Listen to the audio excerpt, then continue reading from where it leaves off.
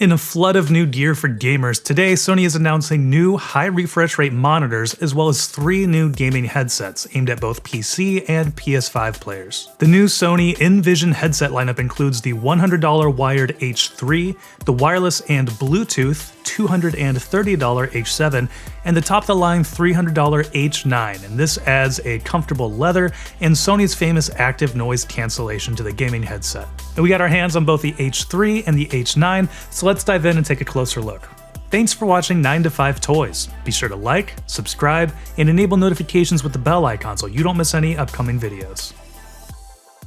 Hey everyone, I'm Jordan with 9 to 5 Toys, and we do have the wired H3 as well as the top-of-the-line wireless active noise canceling H9 from Sony. Now, all these headsets do share a few similarities.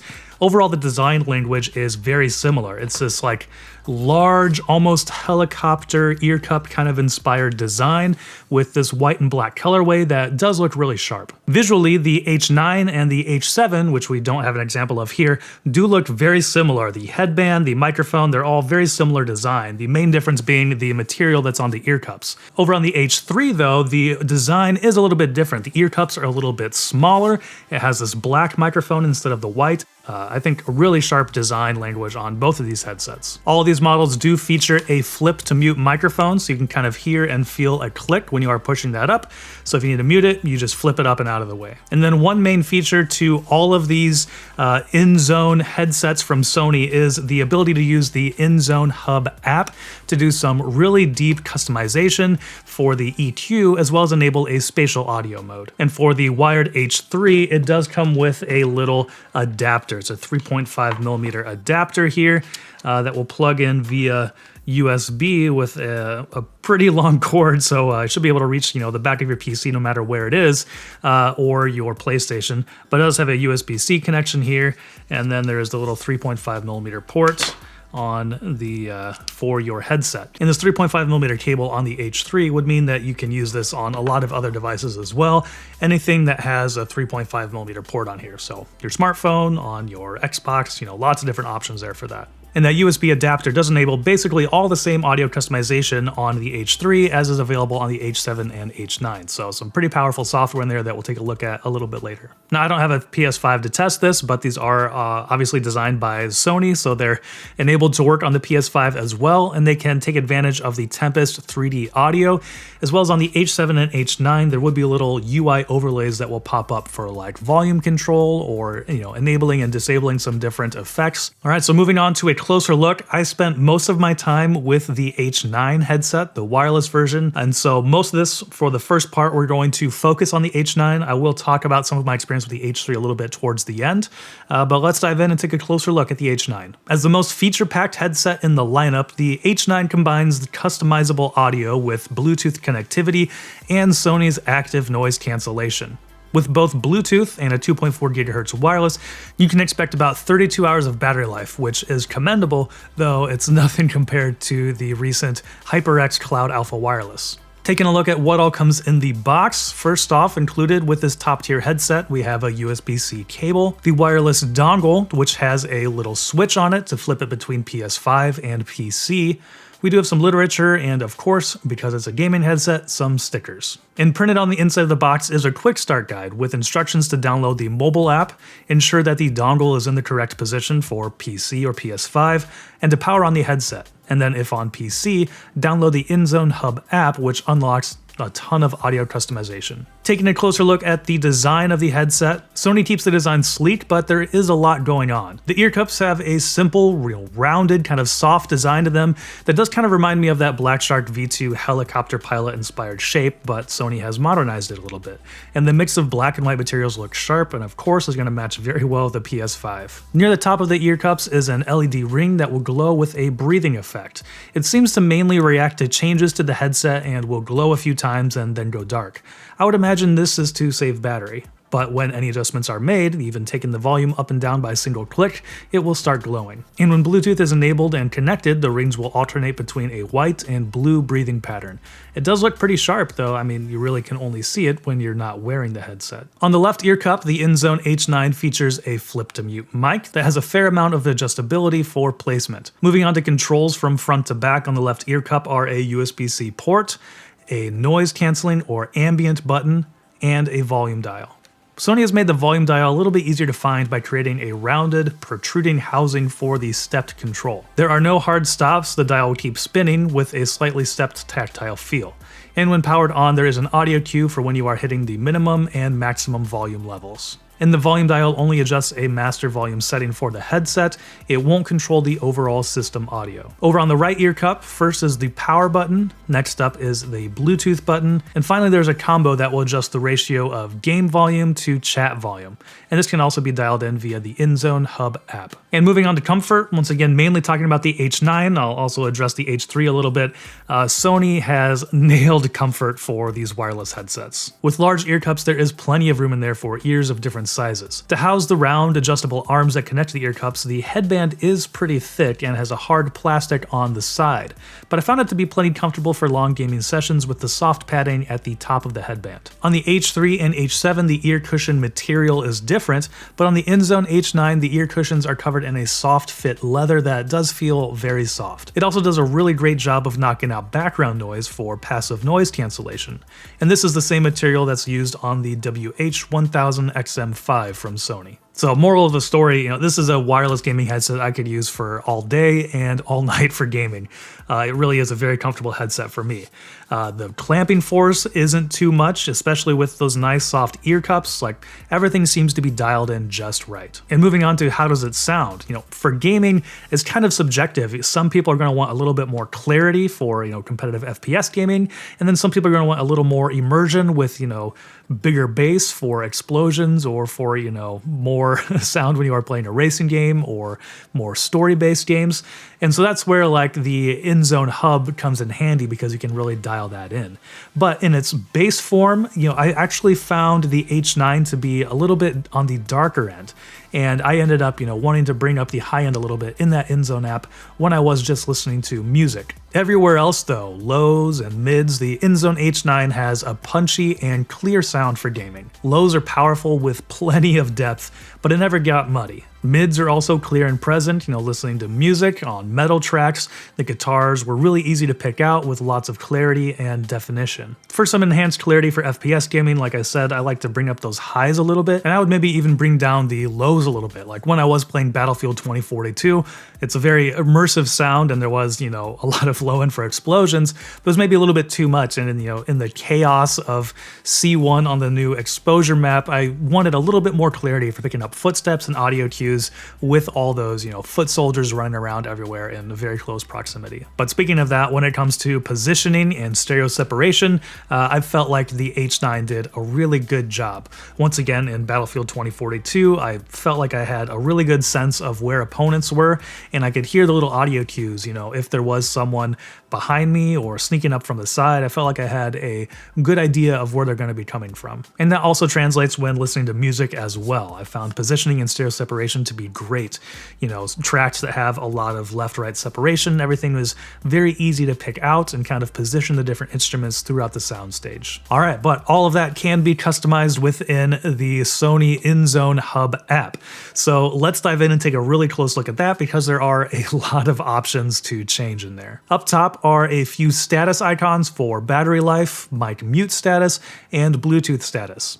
The sound settings tab is where most of the action is going to happen. First up is the sound profile, and these are presets that can be customized and then easily swapped. So for example, I've made one for music, which makes the things a little bit brighter, a different one for spatial, which has the spatial audio already enabled, and one for a standard EQ setup for the Inzone H3, because the EQ does sound a little bit different on that. So next up is the equalizer. Sony has included some standard modes like flat, bass boost, music or video, and custom.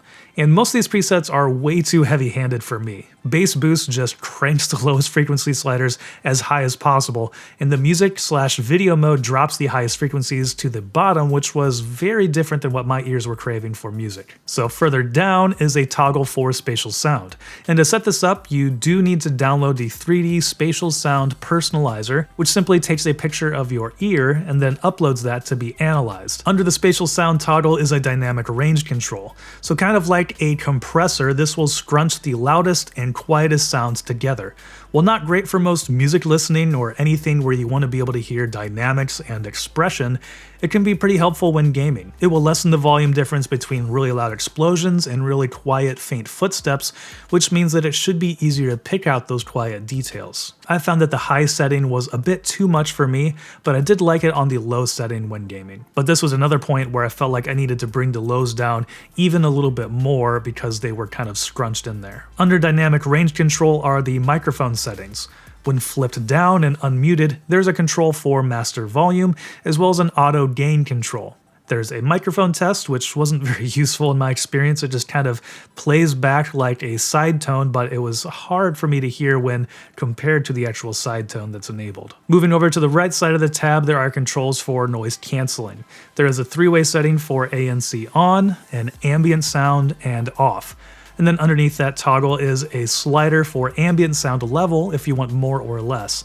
And then finally a focus on voice mode. So when you are in the ambient sound mode, this will reduce noise but also help to amplify nearby voices to focus on that. And finally there is the volume section, and here are controls for master volume as well as a game chat balance. Next up is the device settings tab. In here are general settings like auto power off and the duration for the auto off trigger, as well as auto LED off. The noise canceling and ambient button can be customized with modes enabled and disabled. And there is also a drop-down menu that will control what noise canceling mode is enabled when the headset is powered on, and the same with the Bluetooth mode. And then lastly is the option to prioritize sound quality or a stable connection. And under the App Sync tab, you can create triggers that will change the sound profile when an application is launched.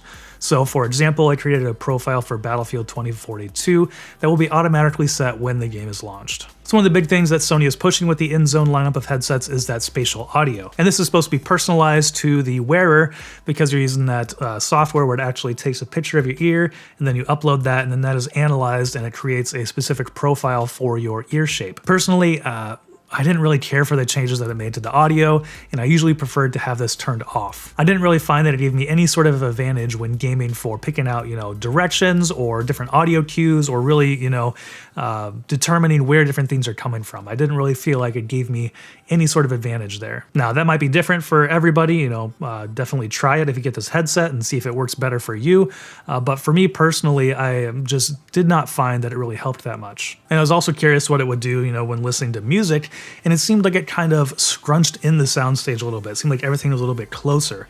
Whereas when I was turned off, things were a little bit wider. I was able to breathe a little bit more. So I was kind of surprised there with what it was doing to the sound. And moving on to noise cancellation, not surprisingly from Sony with their extensive lineup of hardware that has great noise cancellation, the H3 has some of the best active noise cancellation that I've heard in a gaming headset. I have a portable AC unit in my office, and when that is on and running, and I have this on and I have ANC enabled, especially when gaming, I could barely tell that it was even on. I was really impressed with how well this was able to kind of cut that down. And once again, that was with, the combination of the ear pads, which are great for passive noise cancellation, and Sony's ANC. But beyond ANC, it does have that ambient sound mode if you do need to hear what is going on, in your immediate vicinity. So if you play in a loud environment, I definitely think that these can really help to knock out a lot of fan noise, air conditioner noise, kind of those, drones and kind of lower frequencies that ANC is known for taking out really well. Sony does a great job with that. All right, so next up, let's talk about the microphone. We are recording on the H3 right now. Going through my PC back there through Audition, and it kind of sounds like most gaming headsets do. It seems to prioritize clarity over like a natural sound. So that means, some of like the body and like the low end is maybe a little bit reduced, but the higher frequencies and mid frequencies are, plain and clear. And so this is, probably preferred for competitive gaming. But personally, I like a little bit more of a natural sound. And so here we're also going to test out, how it does with a keyboard in the background. I'm just going to kind of type back here a little bit, and we'll see how it does at knocking out some of that background noise. And this is the HyperX Alloy Origin 65 with the Aqua tactile switches. So hopefully this gives you a good idea of what it's going to do for knocking out background. Yeah, this was something I was really impressed with on the HyperX Cloud Alpha Wireless, how well it did, both with sound quality, but then also with knocking out background noise. So for this price point, I was really hoping to hear a little bit better sound quality or have some, app control to kind of change up the sound a little bit. And in the side tone, I can hear it's kind of popping a little bit there on some of the P's. So I might actually just get this a little bit further away from me, and hopefully it won't do that as much. But yeah, hopefully this gives you a good idea of what the microphone sounds like on the Sony Inzone H9. So a lot of great stuff here going on with the Inzone H9 headset, but there are some quirks. For one, the audio cues, the tones when you power it on and power it off, are these really obnoxiously loud, kind of low quality, 8-bit sounding tones that are just way too loud. If you turn it on or turn it off and you have the headset on, it's just really jarring compared to the actual volume that's going to be coming out for your music or for your game. So I definitely think that's something that could be adjusted or turned down a little bit. And there were a couple of times in my testing where it kind of lost connection, or when after restarting my PC, I had to either, power cycle the headset or, remove and then reinsert the dongle to get the connection to work again. So there was just a little bit of a finicky connection thing there. Most of my experience in gaming, it was totally fine, but there were just a couple instances that it wasn't perfect. And once again, for such an expensive headset, I would really like to see that kind of ironed out. I also think that Sony could have, created a few more EQ options, or kind of done a little bit better for giving us some starting points for EQ options in the Inzone Hub app. It's plenty easy to develop your own, but what we've seen with some other manufacturers who do have apps for customizing EQ is they'll have an FPS mode, a racing mode, or something like that. So it would have been nice to see that kind of just give a little bit better starting point, 4 different EQ modes in the Inzone Hub app. And then the last thing here, in the perfect world for me, you'd be able to remove this microphone and make it more of a dual purpose at the battle station for gaming, but then on the go, make it a little bit more, useful for both of those situations. This is something that EPOS does really well on the H6 Pro and a lot of the other headsets, where you can remove the microphone and then it has this little kind of magnetic cover you can put over it, which really cleans up the look. I would have loved to have seen that option on the H9. I can kind of understand why maybe they didn't do it. On the marketing side, they probably want to still kind of differentiate and have the need for their, active noise canceling headphones like the WH-1000 XM5. It really would have been nice to be able to remove that, and then these would be a great pair of on-the-go headphones as well, because of that active noise cancellation. All right, and so now let's talk about the H3. And, I didn't spend as much time using this headset, but what I did, I really enjoyed. And it's, wired, it doesn't have Bluetooth or ANC like the higher end headsets, but there still is a lot going on and a lot of great stuff here for the $99 price point. Out of the box, the sound is a little bit different as well. And even, touching the drivers and looking at those, you can tell that there's some different hardware going on there, because they do feel very different than what's on the H9. And so they do have a different sound profile, and these were substantially brighter than the H9 in my opinion. It had a little bit more of kind of that smiley kind of EQ profile to it, where a little bit more boosted in the highs and a little bit in the lows. So, within the Inzone Hub app, I had to create, different profiles for these different headsets because they did sound quite a bit different.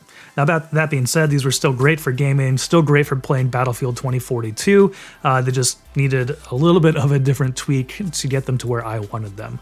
But they're still very lightweight, very comfortable headset with plenty of room in the ear cups. Really enjoyed my time playing with the H3. And once again, you still get all of that audio customization through the Inzone Hub app because of that little USB adapter on here. So lots of great functionality built into this. So overall, Sony has really come out of the gates swinging with these new headsets with the Inzone lineup. With the Inzone Hub, the $99 H3 is a solid gaming headset with a lot of audio customization options. The combination of a roomy, comfortable design with detailed audio for gaming makes it an easy recommendation. I haven't tried the $230 H7, but the only difference between that and the H9 is the inclusion of ANC and the soft fit leather. So if you play in a quieter area and you don't need ANC, the H7 might be a great fit for you and you can save $70. At $300, the H9 is a pricey headset, but it's really doing everything well. It is very comfortable, it has some of the best ANC for gaming, and it has deep audio customization for dialing in the perfect sound, in addition to great clarity and positioning for gaming. And it's also more affordable than the recent SteelSeries Arctis Nova Pro Wireless, which we will be taking a look at. That comes in at $350, so make sure you're subscribed so you can see that review. But this does a lot of great stuff. For the price, it is still a very pricey headset. So if you're on both, PC or a PS5, I do think this is going to be a great fit, especially on the PS5. Cosmetically is a great match for your console, and there are some nice features on the H7 and H9 that will play really well with the PS5. All right, and that's going to do it for our review of the new Sony Inzone headsets. We have the H3 and the H9 here. Let us know what you think about them down in the comments below. And if you're looking for some other videos to watch, I'll link to the HyperX Cloud Alpha wireless headset review, which I'm a big fan of that headset, as well as our most recent video.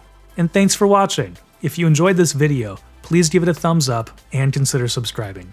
This is Jordan with 9to5 Toys.